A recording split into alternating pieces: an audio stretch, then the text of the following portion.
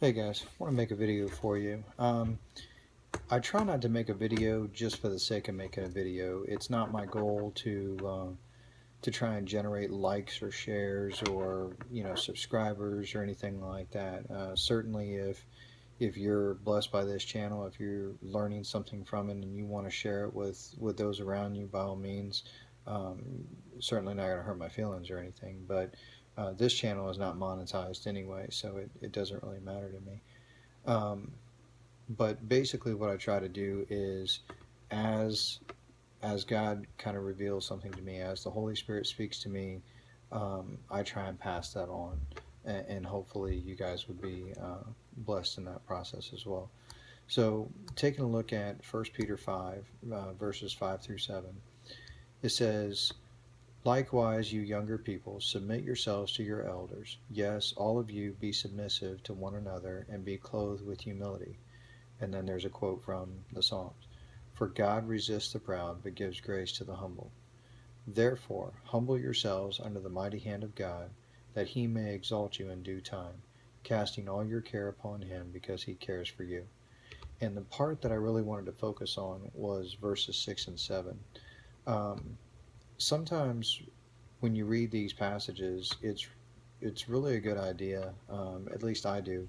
Particularly first thing in the morning, is I will go through and I will pray certain passages, and literally just kind of pray the passage back to God. But sometimes what I do also is, if I'm feeling distant, if there's something about the passage that is just kind of speaking to me, but I can't really hone in into it. A lot of times, what I'll do is, as I'm reading through the passage, I will read that passage and um, really kind of accentuate each word. And basically, what that looks like is if we take verses 6 and 7, it says, "Therefore, humble yourselves under the mighty hand of God, that he may exalt you in due time." And then think about that word that you're emphasizing. Think about what that means. Therefore. Well, it's therefore because there's something previous there that he's speaking about. And he's talking about putting on humility and resisting pride. So there's a lesson there. All right. So that word therefore is there for a reason.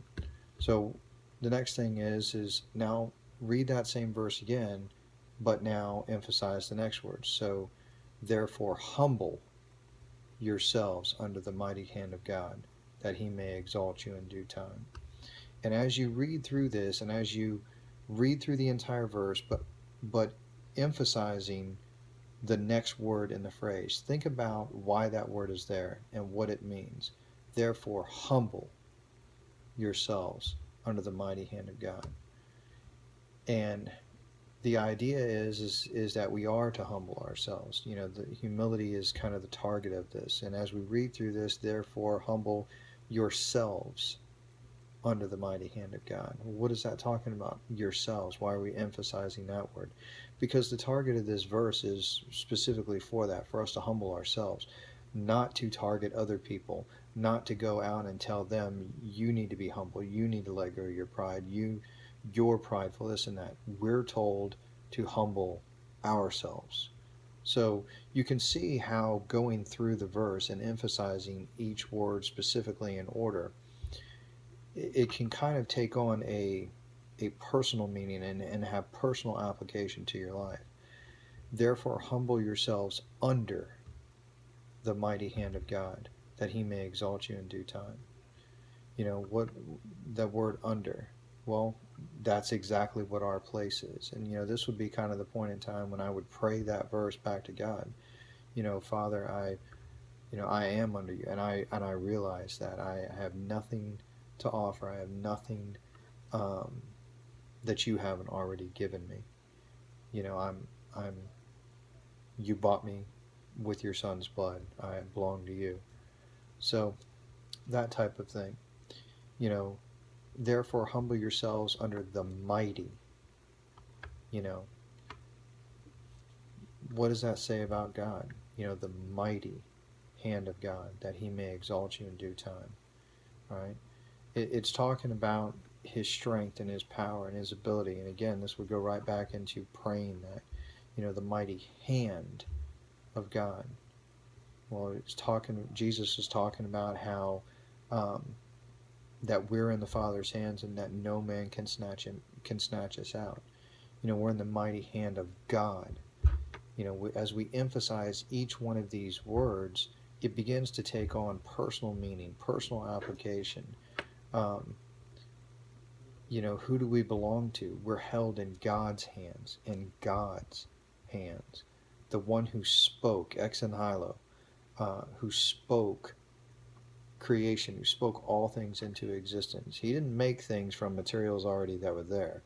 Ex nihilo, that means from nothing. He literally went with nothing, void, expanse, vacuum, nothing, and he spoke everything into existence. And this is the guy who I'm to humble myself under, because I'm in his mighty hands.